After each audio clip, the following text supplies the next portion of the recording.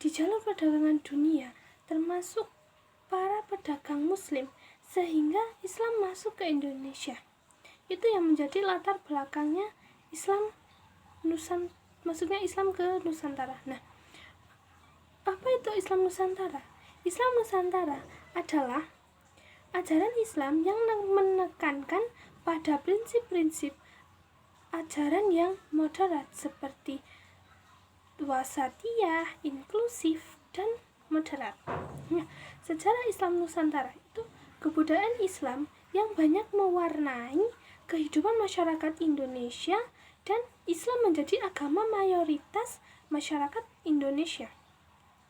Lalu, bagaimana Islam bisa masuk ke Indonesia yang secara geografisnya berada jauh dari wilayah asal agama Islam itu dilahirkan?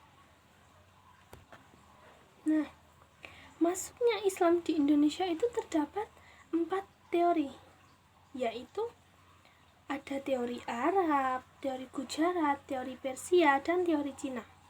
Dari teori Arab, itu proses dan masuknya Islam ke Indonesia itu langsung dari Arab. Kedua, teori Gujarat. Islam datang langsung dari Gujarat. Kedua, ketiga itu teori Persia, yaitu Islam masuk ke Indonesia berasal dari daerah Persia atau Iran. Yang ketiga, teori Cina. Islam masuk ke Indonesia berasal dari Cina. Lalu, masuknya agama Islam ke Indonesia itu terdapat 2 jalur. Apa saja? Yaitu jalur yang pertama itu ada jalur utara dan jalur selatan. Dari jalur utara tersendiri yaitu ada Arab, Damaskus, Banghat, Gujarat, Sri Lanka, lalu Indonesia. Yang kedua itu ada jalur selatan, yaitu Arab, Yaman, Gujarat, Sri Lanka, lalu Indonesia. Lalu penyebab Islam mudah diterima di Indonesia itu ada beberapa halnya, tapi kita ambil yang intinya aja. Itu penyebab Islam mudah diterima di Indonesia itu ada syaratnya untuk masuk Islam yang mudah dan disampaikan secara damai. Runtuhnya kerajaan Majapahit yang merupakan kerajaan Hindu-Buddha terbesar di Nusantara saat itu. Lalu ada Islam tidak mengenal status sosial dan upacara keagamannya yang cukup sederhana, sehingga tidak memerlukan banyak biaya. Lalu strategi dakwah Islam di Indonesia itu terdapat 4 strategi.